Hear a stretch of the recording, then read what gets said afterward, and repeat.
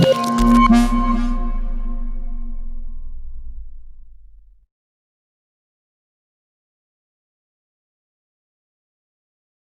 continuación, vamos a escuchar al licenciado Jorge Ortiz Díaz. Licenciado, sea usted bienvenido.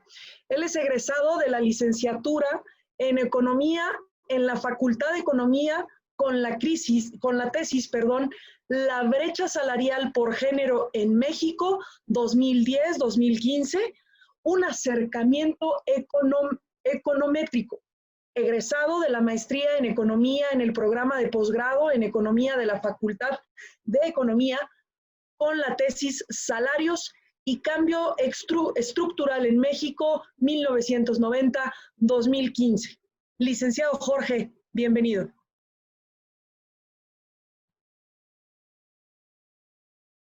Muchas gracias por la presentación, maestro Jorge Ortiz Díaz. Nada, fue que ahí se coló ese pequeño error en la carta de presentación.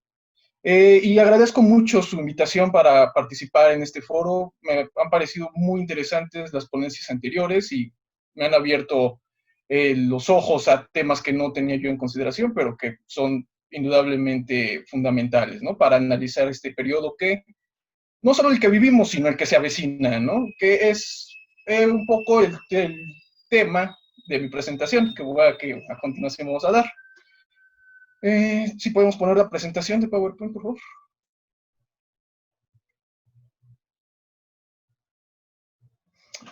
Perfecto. Ok. La presentación que yo vengo a compartir con ustedes el día de hoy la he titulado Entendiendo la vieja normalidad, la problemática de la economía mexicana frente a la pandemia global. Y he escogido este título debido a que es notable para cualquier persona que frecuente los medios de comunicación masivos que existe hoy en día este discurso, ¿no? Y no solo a nivel nacional, no solo se limita a México, sino que está presente desde los países más avanzados del mundo hasta los países que se encuentran en las situaciones más desventajosas, ¿no? De qué es lo que le sigue, qué es lo que se avecina una vez que crucemos el umbral de esta pandemia, ¿no? ¿Qué es lo que vamos a enfrentar más adelante? Sin embargo, el objetivo de este trabajo que yo vengo a plantear es que es cuestionable querer comenzar a interpretar qué va a ser una nueva normalidad, en qué va a consistir, cómo debemos de abordarla, cuando difícilmente existe un análisis de la vieja normalidad como en oposición a la nueva que se plantea. ¿A qué me refiero con esto? Que la situación inmediatamente anterior a la explosión de la pandemia difícilmente era alentadora, ¿no? Difícilmente planteaba un escenario de progreso, de bienestar para la sociedad. Ok, entonces pasamos a la primera diapositiva, por favor. Comienzo yo mi análisis a partir de este punto que existe en los análisis que uno puede encontrar en los medios de comunicación, ya sea la prensa de divulgación o los medios especializados. Y mi punto aquí es que la pandemia actual invita a crear un análisis a partir del pasado, ¿no? A partir de antecedentes. Y el antecedente al que más se hace referencia es la pandemia de influenza española en 1918, ¿no? Que es mal llamada influenza española, dado que empezó en Kansas, en Estados Unidos. Pero a partir de esta relación se intenta plantear la relación que va a haber entre la pandemia y el desempeño económico, ¿no? Este negro escenario que se nos plantea, pero del cual existe mucha incertidumbre. No tenemos todavía indicadores fuertes, no tenemos indicadores conclusivos acerca de lo que se avecina. Sin embargo, rápidamente se están haciendo todo tipo de pronósticos, ¿no? Muchos de estos pronósticos basados a partir de este marco histórico, ¿no? La influencia española. Sin embargo, es un marco bastante poco apropiado. Claro, ambas son dos crisis, dos problemáticas, tanto sociales, sanitarias, económicas, desencadenadas por una pandemia, ciertamente. Sin embargo, el mundo en el que se desarrollan, el mundo en el que están ocurriendo, no podría ser más distinto. El mundo en 1918, cuando se desata esta pandemia de influenza, se encontraba sumido en la Primera Guerra Mundial, específicamente en los últimos días, unos últimos días que también eran bastante inciertos, ¿no? No estaba todavía definido de forma sólida cuál sería el desenlace. Sin embargo, existían circunstancias que eran marcadamente diferentes a la actual, siendo en la que yo más me centro el escenario de economía de guerra, la economía centrada a la producción industrial de pertrechos y de insumos necesarios para llevar a cabo el ejercicio bélico.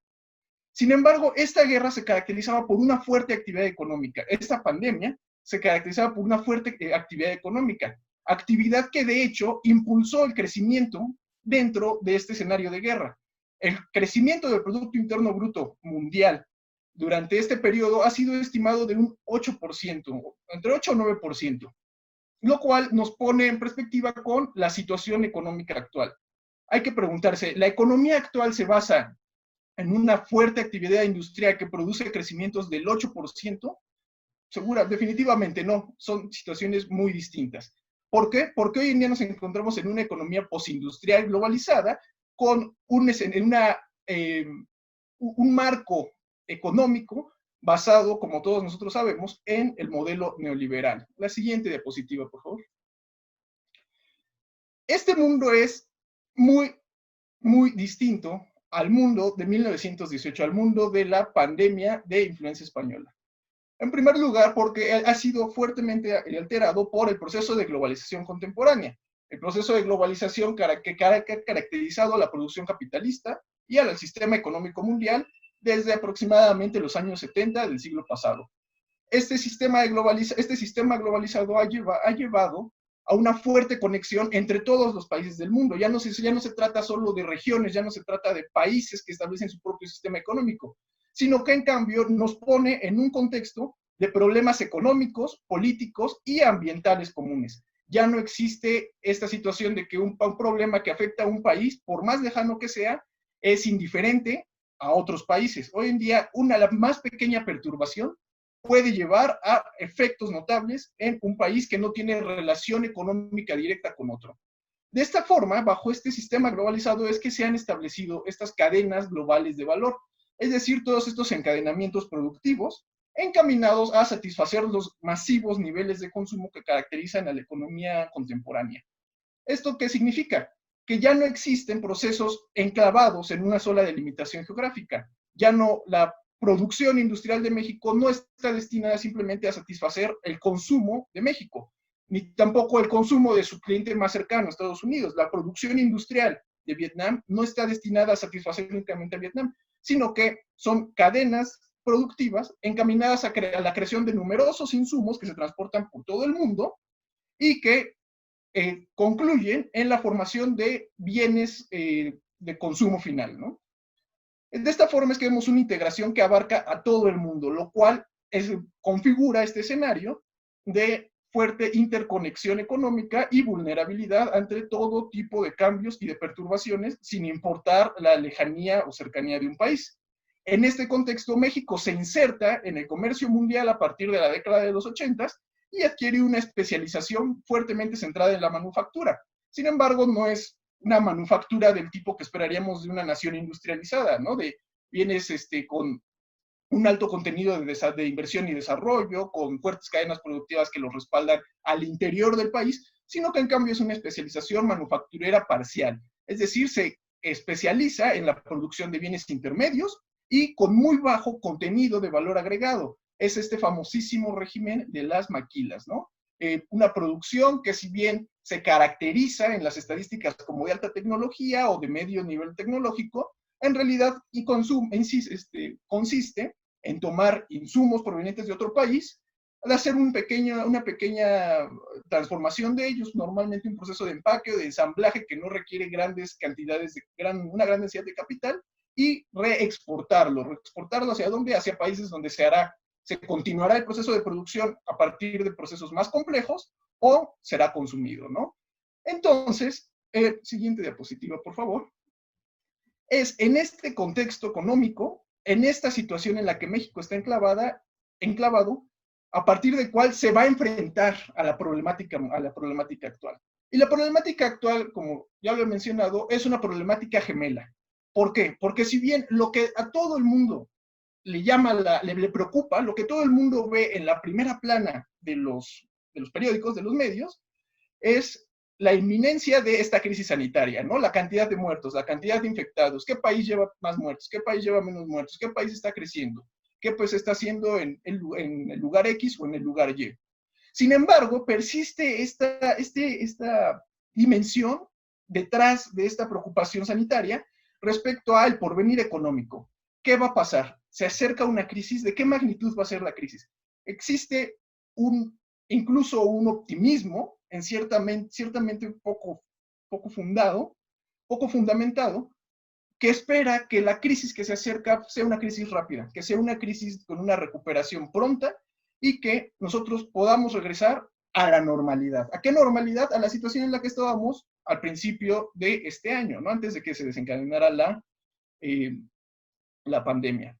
Sin embargo, en esta situación tenemos que tener en cuenta la problemática inmediata de México, estos desafíos que se está enfrentando en un primer momento, que a grandes rasgos yo lo resumí, intenté hacer un resumen en dos grandes problemáticas. La primera sería la desarticulación de las cadenas de valor.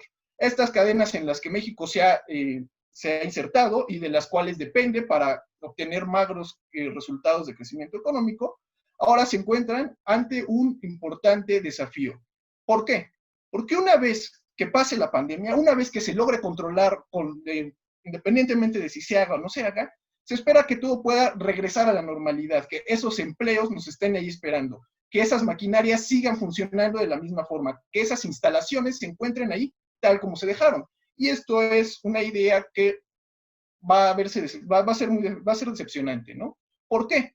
Por la idea de costos históricos. Los costos históricos son distintos a los costos económicos, los costos contables que podremos encontrar inmediatamente, en el sentido de que no son directamente cuantificables. Sin embargo, tienen una importancia fundamental para determinar los procesos económicos. Es decir, si yo cierro hoy en día mi fábrica de insumos a partir de la que yo exporto a Estados Unidos para Boeing o para Lockheed Martin, yo no puedo regresar y esperar encontrar que mi cliente va a estar exactamente en la misma posición que estaba antes.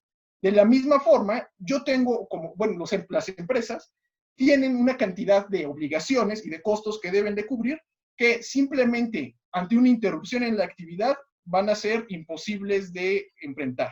Esto va a llevar a costos que no pueden ser enfrentados en el corto ni en el mediano plazo, sino que van a retrasar la recuperación mucho más allá de lo que uno esperaría de que solo es necesario volver a echar a andar el sistema productivo. En segundo lugar, también tenemos los costos de la emergencia sanitaria, los costos inmediatos que uno podría creer. Entiéndase cómo los recursos necesarios que necesita el sector salud para hacer frente a la pandemia. Y como ya bien ha hablado el doctor Otilio Flores, es un sector que se ha visto junto con todas las demás necesidades de la población, se ha visto abandonado, ¿no? Se ha dejado a la intemperie, se ha deteriorado y simplemente seguramente no va a ser capaz, ¿no? Puede que las camas no estén desbordadas todavía, pero en el largo plazo hay que considerar los costos que puede tener más allá de la cantidad de camas ocupadas. Si la población está siendo capaz de mantener una salud necesaria para poder llevar a cabo sus actividades del día a día. Y para poder mantener este sector salud, pues simplemente los recursos no alcanzan, especialmente frente a un conjunto de políticas que no son exclusivas de la administración actual, sino que tienen un rezago histórico desde más de 30 años, ¿no? Junto con estos costos de emergencia sanitaria también se encuentran los escasos recursos financieros con los que cuenta el sector público para hacer frente a la pandemia. ¿A qué me refiero? En medio de una situación en que se establecen políticas fiscales contractivas, tenemos una situación que demanda más del 100% de la capacidad del Estado para hacer frente a problemas no solo de salud, sino a problemas económicos, problemas sociales, problemas de poblaciones vulnerables, etcétera, etcétera. Y si el Estado está atado de manos para poder obtener esos recursos, simplemente quedan dos alternativas. La primera es contratación de deuda. La contratación de deuda, que fue la herramienta favorita de los regímenes neoliberales, simplemente hoy en día también queda descartada, y no solo por la inclinación ideológica que pudiera tener la actual administración, sino también por la situación actual en los mercados financieros, de la cual hablaremos un poco más adelante, pero que en resumen es un mercado que ha perdido toda racionalidad y se encuentra necesitado de liquidez, incapaz de poder ofrecer recursos a los demandantes a costos razonables. Es decir, estamos viendo un crecimiento en los costos de servicio de la deuda, fue mucho más alto de lo que se pudo haber esperado. De igual forma, la alternativa por la que ha optado el sector público en México ha sido por la reasignación de recursos, tomar recursos de otros lados para intentar hacer frente a la emergencia. Sin embargo, es una situación de un trade-off, un intercambio. Ok, puedo yo disponer de nuevos recursos. ¿De cuáles recursos? De los investigadores de CONACYT, de la Secretaría de Cultura, de los programas sociales. Ok, pero ¿qué se está haciendo? Esos necesidades que cubrían esos recursos se están dejando de lado, ¿no? Y está causando también un importante malestar social. La siguiente diapositiva, por favor. Ok. Entonces, como nos damos cuenta, México se encuentra en una situación bastante desfavorable, bastante oscura. Sin embargo, una característica que es particular a este momento en la historia es que se encuentra en una crisis global generalizada. ¿A qué me refiero con esto? Las crisis económicas modernas, las crisis económicas características del neoliberalismo, efectivamente pegaban al resto del mundo, se esparcían con mucha fuerza.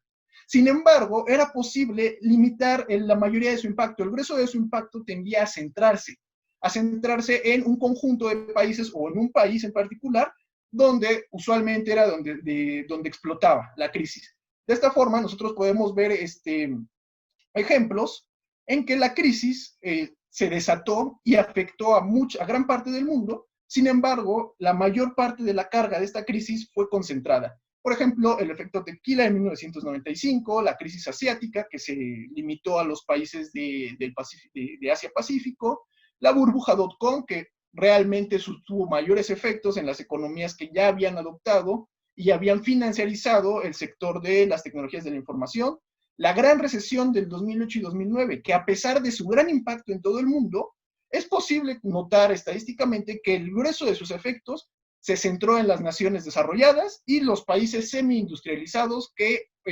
formaban un binomio con ellos en sus cadenas de valor.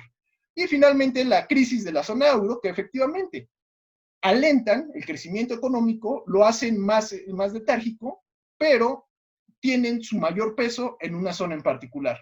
Esta crisis es completamente diferente. ¿Por qué? Porque a pesar de que existía cierta racha de crecimiento sostenido en el mundo, un crecimiento no necesariamente suficiente, no necesariamente dinámico, pero crecimiento, en este escenario, en cuestión de 2 meses, toda la economía mundial se paró. Básicamente, todos los grandes ejes de dinamismo de la economía mundial están detenidos. Y no solo los grandes ejes, no solo China y Estados Unidos, también lo están la zona euro desarrollada, Alemania, Inglaterra, la zona euro que sigue sin recuperarse de la crisis del 2012, como Italia, España, Grecia, y en América Latina, no se diga, las grandes naciones, las grandes economías del Asia-Pacífico, etcétera, etcétera. De esta forma vemos una economía en la que básicamente, una crisis económica en la que básicamente no hay hacia dónde voltear. No existe esta esperanza de un ancla que pueda sostener al resto de los países ante el desplome económico. De igual forma, vemos que la configuración del sistema productivo y financiero ha llevado a una separación completamente irracional. ¿A qué me refiero con esto? Que a pesar de que el mundo se está enfrentando a esta situación desesperanzadora, a esta situación de un horizonte muy oscuro, el mercado financiero se encuentra sumido en un ciclo de especulación, un ciclo que lleva a grandes crecimientos de los precios, grandes booms en los precios de los activos y desplomes inmediatos, desplomes en cuestión de días, en cuestión de semanas. De esta forma hemos visto que en el último año el índice de Dow Jones ha superado los 25,000 puntos más de 3 veces, cuando anteriormente era un récord histórico llegar a 25,000 puntos. Eso había pasado 2 veces en la historia, curiosamente las 2 durante la administración de Trump. Sin embargo, en este año podemos ver que todos los grandes índices de precios de activos están representando un comportamiento completamente ajeno a la realidad. ¿A qué se debe esto? Bueno, es posible suponer que se debe simplemente a una conducta especulativa, la búsqueda ya no de obtener ganancias a partir del crecimiento, sino simplemente obtener ganancias, obtener rentas a partir de querer vencer al mercado, a partir de querer aprovechar los programas de rescate que proponen los gobiernos, o a partir de simplemente encontrar una beta de plusvalor, esperando el hundimiento final, ¿no?, de los mercados financieros. Este hundimiento del que ya no se va a poder recuperar de esta forma irracional, ¿no?, e histérica. De esta forma, podemos nosotros notar que la economía no se encuentra bajo ninguna circunstancia en una condición de solidez, en una condición que pueda suponerse que va a generar, que va a surgir este crecimiento necesario para poder financiar las necesidades que genera esta crisis. Y lo vemos en todos los sectores mundiales, ¿no? Los grandes bloques económicos. En Japón, con bajos crecimientos, en la Unión Europea, con bajas tasas de crecimiento, en América Latina, donde no solo las tasas bajas de crecimiento son el único problema, sino que esto también ha llevado a grandes, al desgaste del tejido social. Veíamos justamente antes de la pandemia la aparición de todas estas protestas, ¿no? La aparición de todos estos movimientos que intentaban reclamar al Estado la situación en que se vivía. Y este Estado se encuentra incapaz de reaccionar. ¿Por qué? Porque está atado a un dogma económico que le impide llevar a cabo sus tareas que socialmente se habían pactado desde un principio. Siguiente, por favor. De esta forma, es necesario preguntarnos cómo podemos analizar una nueva normalidad si la vieja normalidad escapaba a cualquier tipo de análisis que quisiéramos hacer. Aquí tenemos un ejemplo, el estancamiento económico. La tasa de crecimiento del Producto Interno Bruto Mundial, la pueden ver en esta gráfica en pantalla, nunca logró recuperarse realmente de la caída del 2009. Tenemos una fuerte contracción en la crisis de 2008 y 2009, con una recuperación aparente, una recuperación que más bien podría ser inercial. ¿Y a qué condujo eso? A un proceso de estancamiento económico, tasas de crecimiento muy bajas, tasas de crecimiento incapaces de dinamizar el sistema económico para atender las necesidades de la población. Siguiente, por favor. Uy, ¿y eso qué le pasó? Ok, bueno. El caso de México no es distinto. México también tiene tasas de crecimiento bastante magras, bastante decepcionantes, y que una situación que no se ha podido resolver hasta la fecha, ¿no? A pesar de que fue parte de las promesas principales de la nueva administración. Pero no solo todo se reduce al crecimiento, también podemos ver una importante desigualdad en la distribución del ingreso. De hecho, es la más desigual desde que se tiene registro, no solo en México, sino a nivel mundial. Aquí podemos observar en la gráfica el índice de Gini, el cual es un índice que se mide entre el 0 al 100 o del 0 al 1, y mientras más cerca del 1 se encuentra, o en este caso del 100 en esta escala, estaremos hablando de una distribución más equitativa del ingreso. Mientras más cerca se encuentra del 0, es más desigual la distribución. Y como nosotros podemos observar, desde 1998 la distribución ha tendido a empeorarse, es decir, los últimos deciles, los deciles más altos de ingreso, abarcan cada vez una mayor parte de la riqueza, mientras que la parte más baja de la población, la de menores ingresos, ve reducida cada vez más su participación dentro del Producto Interno Bruto. Siguiente diapositiva, por favor. De esta forma es que se plantea esta idea, el malestar económico y social como una normalidad. El economista austriaco, Joseph Schumpeter, planteaba esta idea de estudiar el ciclo económico. Y su estudio del ciclo económico condujo a conclusiones muy interesantes, conclusiones que son importantes para tener en cuenta si queremos analizar tanto la futura normalidad como la anterior a la pandemia. ¿Y por qué son importantes estas conclusiones? Para este economista, los periodos de crecimiento y los periodos de crisis no representaban algo que ocurría por elementos externos. No eran resultado de la guerra, no eran resultado de catástrofes, no eran resultado de fenómenos naturales, no eran resultado de pandemias, sino que eran resultados endógenos al mismo proceso de reproducción del sistema capitalista. Eran procesos que tenían que repetirse siempre como resultado final de la misma lógica del capitalismo. De esta forma, es posible plantear que la anterior normalidad, la vieja normalidad, no era una situación casual. Y la crisis que se avecina, la crisis que anticipamos, no es resultado directo de la pandemia. Al contrario, la pandemia solo ha servido como catalizador para exponer todos estos problemas, para limitar finalmente la creación continuar con la capitalización del sistema. Y pone de manifiesto los problemas no solo de crecimiento, sino incluso el desgaste del mismo tejido social. Toda esta inconformidad que existe respecto al modelo actual económico. De igual forma, podemos observar la incapacidad de los estados, la incapacidad de las sociedades de hacer frente a esta situación, debido a que los principios democráticos que habían creado estas instituciones que permitían paliar los efectos de la crisis han sido sustituidos a partir de la implantación del modelo neoliberal por la idea de que el mecanismo de precios y el libre mercado pueden solucionar todos estos problemas. Se puede dejar atrás la necesidad de actuar colectivamente por un sistema basado en los precios y en la acumulación de riqueza. Y pues simplemente podemos ver que eso no nos ha conducido a un escenario capaz de, por ejemplo, enfrentar a una pandemia o de darnos herramientas para enfrentar la crisis venidera. Siguiente, por favor. De esta forma, es necesario que cualquier planteamiento que busque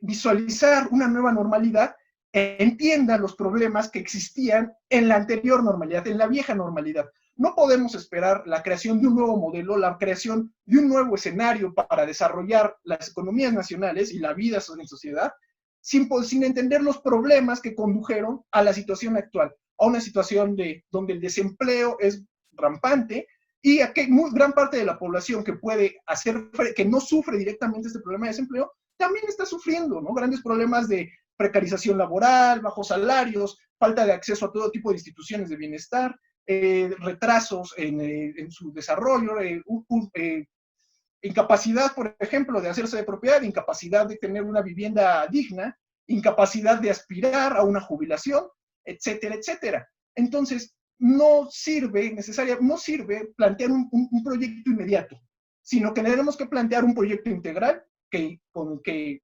analice las problemáticas anteriores, cómo se está configurando el escenario actual y qué es lo que se avecina. ¿Se avecina una crisis económica? Claro que sí, todo el mundo lo sabe y tiene que ver, pero también necesitamos plantear nuevos elementos que nos permitan hacerle frente a esta crisis. Y bueno, con eso yo concluyo mi presentación. Muchas gracias. Maestro, muchísimas gracias. De verdad que al escucharlo me hace recordar una frase que primeramente se le atribuye a Napoleón Bonaparte, cuando dice que aquel que no conoce su historia está condenado a repetirla. Y justo es importante entonces entender, para poder entender esta nueva normalidad, pues debemos de saber justo de qué se trataba la vieja normalidad o lo que nosotros entendíamos como una nueva normalidad hasta antes del 18 de marzo de este año. Es importante destacar cómo usted resume dos problemáticas muy importantes como la desarticulación de las cadenas de valor y los costos de la emergencia. Es importante entender que no podemos estar con el temor al desplome económico y sí empezar a ver qué está pasando con este desgaste del tejido social al que usted tanto hace referencia. Maestro, muchísimas gracias por su participación